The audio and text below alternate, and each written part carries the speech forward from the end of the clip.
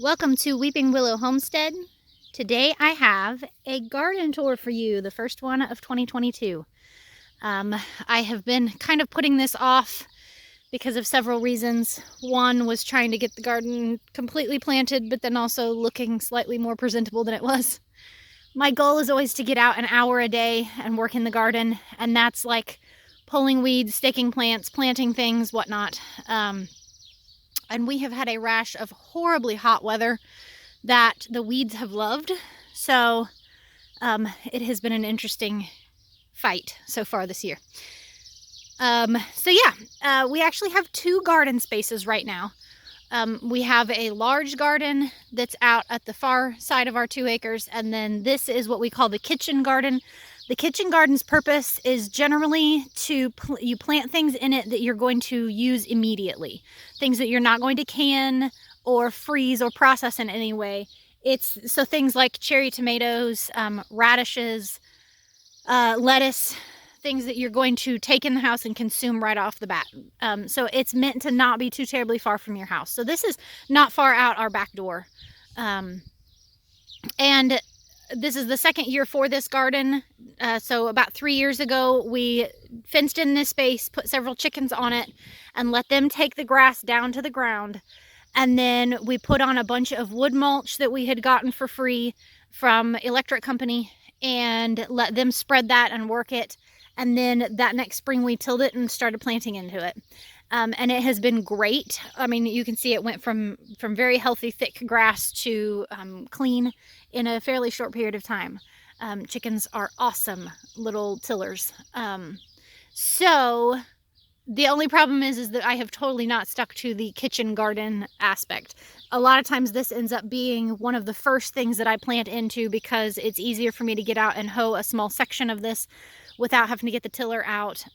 So it's kind of been like a mashup of a bunch of different things, and that's fine. It's extra garden space. So this one is approximately 15 feet, maybe I'd say 15 feet by about 40 feet. I don't know exact measurements on this one. I need to take measurements on this one.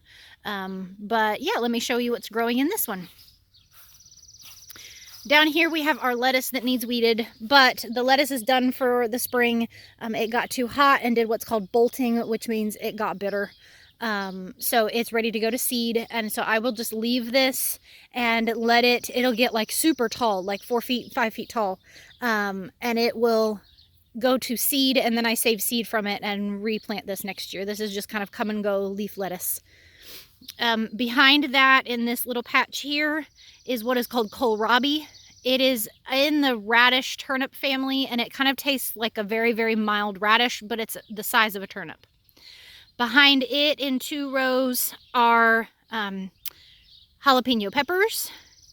And then at the end of this row is one lone ground cherry. And ground cherry is in the tomato tomatillo family. They are small. Think of like a very small cherry tomato. And they are sweeter than a tomato. My kids love them. I'm meh on them, but I'm kind of picky on fruit anyway. And then there's one tomato plant down at the end of this row. And it is a small eating tomato. Think of like a plum-sized tomato. And it's a neat one. I will not even attempt to pronounce the name of it. It's like Wapsinicon or something like that. But it's like a fuzzy, yellowish, peachish color. It's really interesting. So then we have an interesting section back here behind these flowers, and then this whole area here. I had planted a bunch of brassica seeds, and I was having a really hard time getting them to come up. They just were not growing. Like, they came up, but then they stunted or they got leggy or whatnot, and I had kind of gotten to the point where I was going to give up on them. I had set the trays outside with the tomatoes when I was hardening them off, and I had kind of gotten to the point where I was just randomly watering them. My 2-year-old had come through and mixed up all of the tags. So there's broccoli, cabbage, red cabbage, and Brussels sprouts, and I don't know what is what. And I was like, I'm just going to let them die and I'll try again in the fall. And I was like, no, wait, I have this little bit of extra room. They're packed in there nice and tight. And then that little space, it's like a 3-foot by 3-foot space back there. And I'm like, I'm just going to plant them, and whatever grows, grows. Whatever dies, dies. At least I've tried. And surprisingly, they're doing pretty good.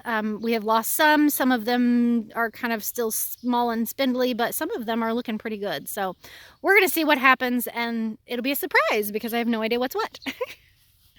This is a small patch of radishes. Normally I grow more than this, but it got really hot really fast.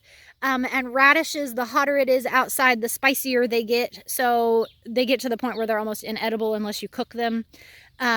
So I kind of gave up on radishes for this spring, and in the fall I will do another big mass planting of them. And what I do is I'll plant some, and then 2 weeks later I'll plant another section, and 2 weeks later I'll plant another section, and that way we stagger when we get radishes and they don't all come in at the same time. I have a couple kids that eat them just fresh, but then I use them as a potato alternative for me that's low carb. This is a bunch of cabbages that I got plants for. And they are doing great. As you can see, there's a lot of insect damage on them. I don't put any kind of spray. We try to grow as organically as possible.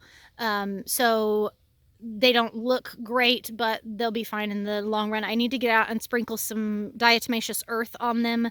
Is a good option on those soft-bodied critters that get in there that you can put on them.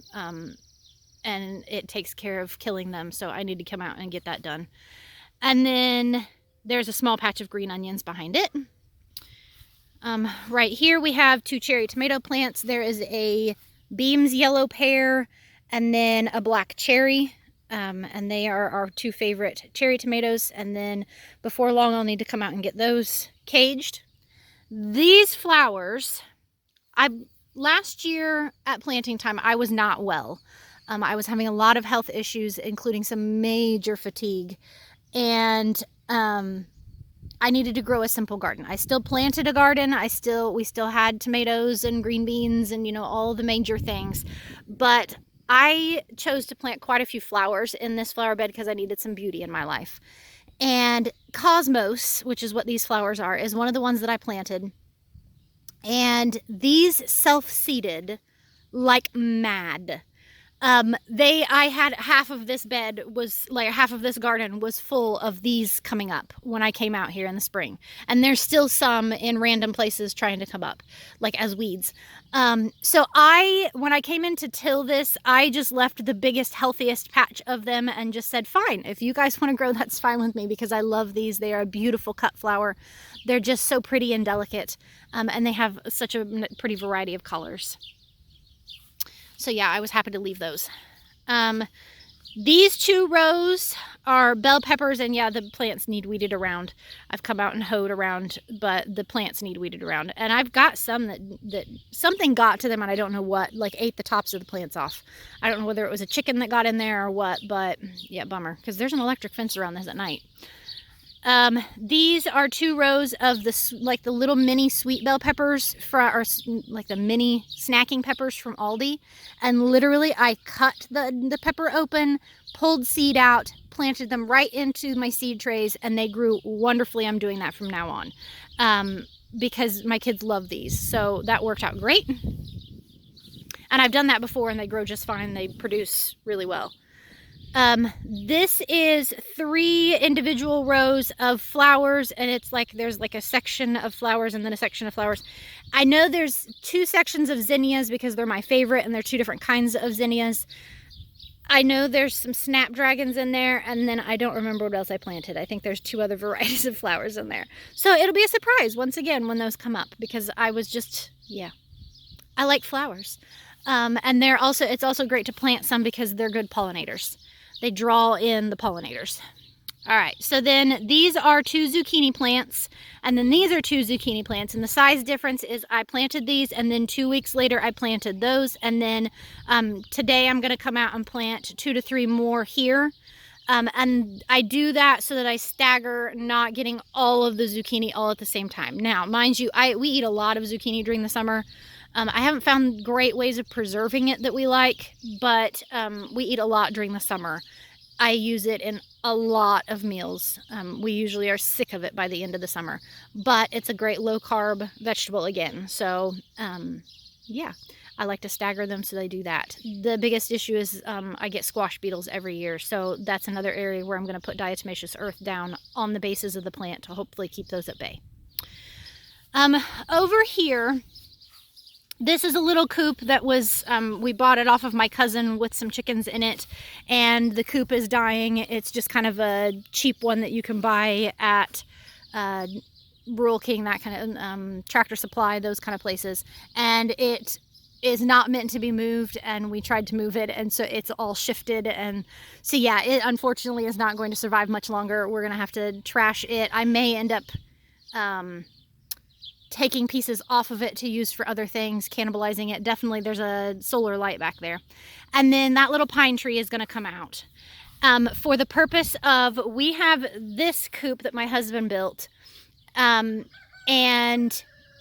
we call it the henitentiary because it is all of the chickens that get out of our normal fence, the ones that we were constantly finding out. So what we would do is if I had one fly out, I would catch it, clip one of its wings, and throw it back in. If it got out a second time, I would clip the second wing.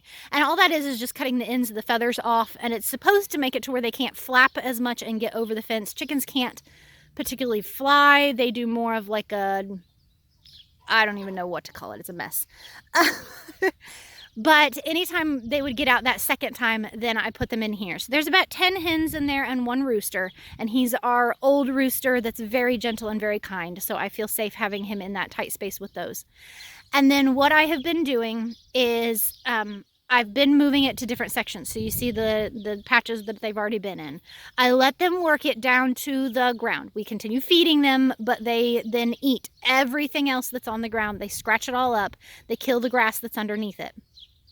And then I move them to a new spot. And then I've been laying down cardboard and this sawdust that we got free from a friend. And my intention is I'm probably going to be able to get 9 beds in once we get that coop and the pine tree moved. I think I can get 9 beds in kind of to be even with the kitchen garden. And I'm not going to fence these in, but I was thinking about using these for like small plots of certain things that can grow pretty dense. So radishes, garlic, carrots, and then I may end up doing some to flowers, because that would work great, is I could put like all of one kind of flower in a bed, like all zinnias, that kind of thing, because I was thinking about we would like to eventually get to the point where we can grow enough to maybe even take some stuff to the farmer's market. And so I was thinking cut flowers would be awesome. But they probably won't be ready this year. They might be ready this fall, but I kind of doubt it. We're going to let that really break down, that sawdust and cardboard really break down. And then my thought process is next spring I will be able to plant into them. So they are very happy and they're just a pecking away. They just got fed. So, all right. I am going to pause this and we'll walk over to the big garden.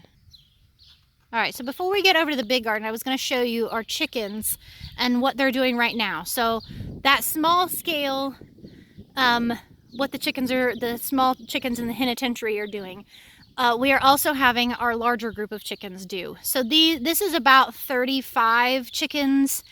That includes one rooster, and then there's a goose out there. He's our guard goose. And we pinned them on this place. Okay, so normally we move them all summer long. So you can see our coop is on wheels. It's called the Chickshaw, and it's by Justin Rhodes. You can get the pattern for free. And our fence is mobile. You can pick it up and move it. And so normally during the summer, we move them about once a week, maybe once every 3 days, depending on how fast they're eating the grass down and how healthy the grass is in that spot.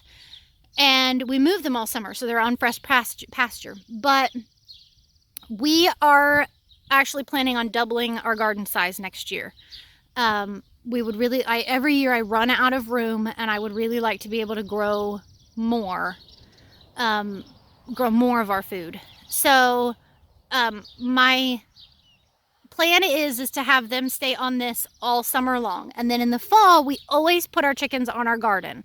So we fence them into the garden and they eat whatever is left. The plant material, any dead tomatoes, any overgrown cucumbers, whatever. And then they spend all winter tilling, fertilizing, debugging for us.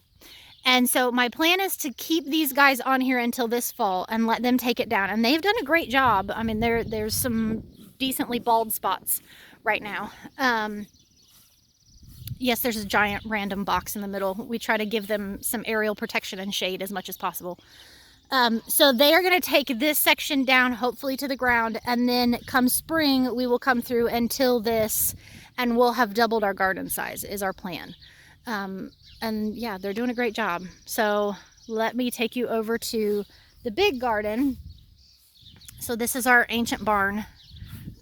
Not ancient, but it's old. Our house is 100 and over 65 years old, and we assume that the barn is probably about the same age, maybe slightly younger, maybe closer to the 100-year mark, which is still nuts.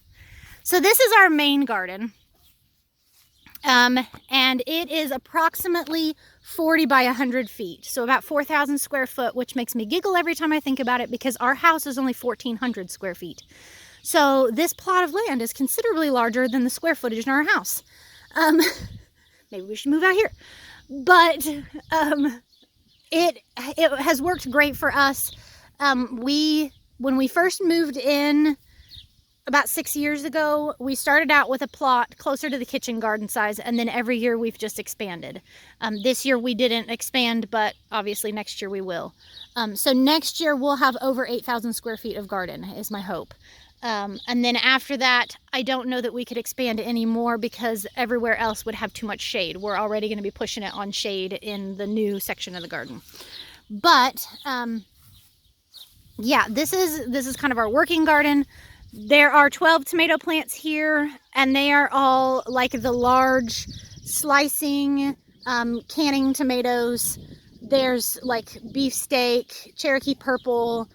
There's one called pineapple. Oh, there's one called hillbilly that always cracks me up, that it's a beautiful tomato. Delicious. I always plant the most tasty tomatoes. And then I've been working on keeping this area weeded with what we call a stirrup hoe or a hula hoe.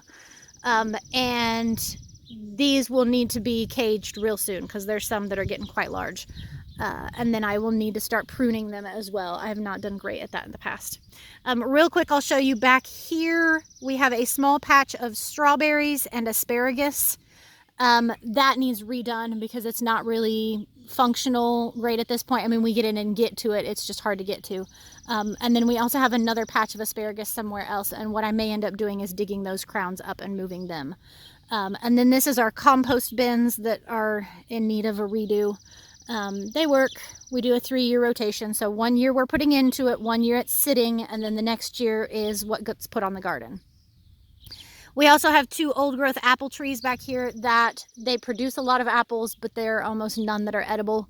They are, they have a lot of soft spots and just not in great shape. But they're beautiful, so we leave them. I would love to all along here put in more fruiting trees. Behind those are some wild blackberries, and then way down there I have started planting, you can see like the white tag there, I have started planting raspberries. Anytime I have a little extra and can buy a $5 plant, I've been doing it. And then that tree in the corner there is a mulberry tree, and so the kids love to come out and pick mulberries off of it. All right, so back to the garden. Next we have 2 fences. These are 4 cattle panels, and what I do is I come out and plant cucumbers, and then 2 weeks later I plant more cucumbers, and then 2 weeks later I plant more cucumbers, and then today I'm going to come out and plant the last round of cucumbers. And that makes it to where we rotate, they're not coming on all at the same time. And with those, we eat a lot of fresh cucumbers. My family loves cucumbers, just eating them fresh. And then I also make and can pickles. And then I also purposely let some grow too large and feed to the chickens as a nice fresh produce when the grass, especially these kind of come ripe at the same time as the grass starts getting dry and there's not enough to eat on the grass. I do the same thing with zucchini. I will let one get to a baseball-sized zucchini, a baseball bat-sized zucchini, and then give to them. There's a fairly big space in between here and the corn, and that's because these will vine out. No matter how much I try to keep them on the fence, they refuse. So I give a nice amount of space there. And then there's 2 rows of sweet corn. We had friends that planted this and they had sprouted it and they didn't need all of it, and so they gave us their extra. So that was a nice treat. It is the peaches and cream corn. Then we've got 3 rows of green beans. I would like to find a way to get out and maybe plant another row or 2 later in the fall. I'm not sure where, I'm not sure how, but last year I was able to can 72 quarts off of the 3 rows that we grew, and I wouldn't mind being able to can more than that, or be able to can that many and then freeze some so that we have some different ways of, and there's the rooster, so that we have some different ways of fixing them. But yeah, we'll see whether I have room. Once again, that's why we need a bigger garden, because I would love to be growing dry beans, potatoes. There are a lot of different things that I would like to be growing. This whole section is vining plants, and I know that looks like a lot of space in between them, but they will, by the end of the year, take up this entire space. This is watermelon, cantaloupe, acorn squash, a lot of butternut squash, a lot of spaghetti squash. There's a loofah gourd, a birdhouse gourd. Those 2 are for fun. Well, the loofah gourd's useful, and the birdhouse is useful. There are, let me think, there's a delicata, there's another one, a Hubbard gourd. They are not gourd, but a Hubbard squash. I really like winter squashes because you don't have to do anything to them for storage. We just stick them down in our cellar that stays fairly cool.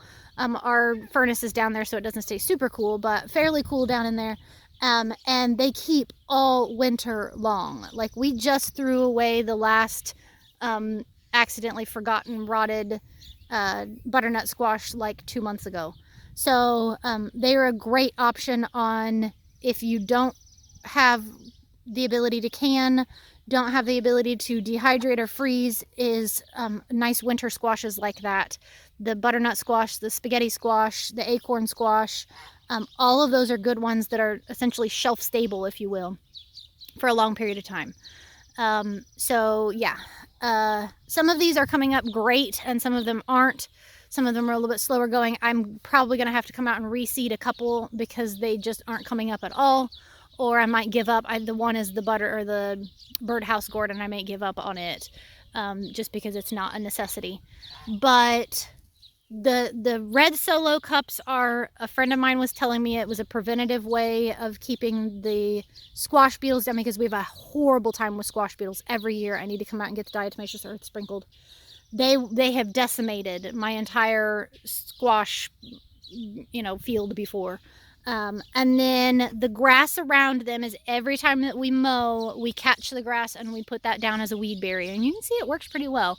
If you can lay down newspaper or cardboard underneath it, it's even better. I just have not physically had the ability to get out and do that as well. And then also I don't have access to the newspapers like I used to. I used to be able to get them from a source, and I haven't in a couple of years. Like free newspapers, stacks of them. But the cup is supposed to help prevent the squash beetles, and then the grass works great. It works as a mulch to keep the weeds down. It helps keep the plants wet, helps keep moisture in, that kind of thing. So we're trying the solo cups for the first time this year. And then the grass is one of those where my plan is to have the whole garden covered by the end of the summer, every time we mow. But it takes multiple, this is already 3 times of mowing, and I've just gotten like essentially around the plants. So we'll see how well that works out this year. It just seems like, I don't know, like we're not getting it fast enough.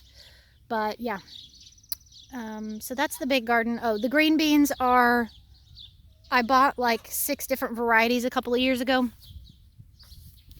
and I planted them. My intention was to plant a section of each one and then taste test them and try canning them in individual jars and see how they tasted and then pick our favorite.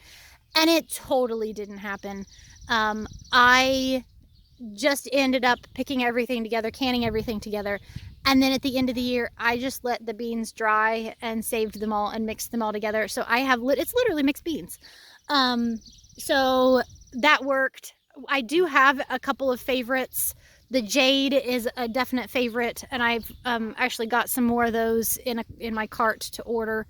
And then there's also one that's called burgundy, and it's a purple bean. Now, when you cook it, it changes back to green unless you roast it. And then they aren't supposed to. They're supposed to retain some of their purple color. But they're just fun to pick. There's also some yellow beans in there. There's some yellow beans in there, and those make it fun to pick as well. And then they're just something different. Make for a pretty jar, a pretty meal. So yeah, that is everything. That's our garden for this year. My plan is to do these videos like once a month, about the same time every month, to kind of keep you guys updated. Maybe that will be my motivation to do better about staying on top of the weeds. So we'll see. Yeah. That completely, some of that depends on weather and how I feel and what all is going on, but we're gonna try. So yeah, I hope you enjoyed this. Let me know what you're growing. If you know how much square footage you have in garden, let me know. I have gotten comments before about if you have a homestead, why are you going to the food banks? Y'all, this is a fraction of the food that we eat. We have 2 acres. We have 40 chickens, between 40 and 50 chickens. We have 4,000 square foot of garden, and we still can't. This is, I mean, it makes a dent. Don't get me wrong. We don't have to buy green beans. We don't have to buy cucumbers or pickles. Most tomato products are taken care of, but this, it just barely makes a dent. So yeah, we're working on it. Anyway, thank you so much for watching. I hope you have a great day. Goodbye and God bless.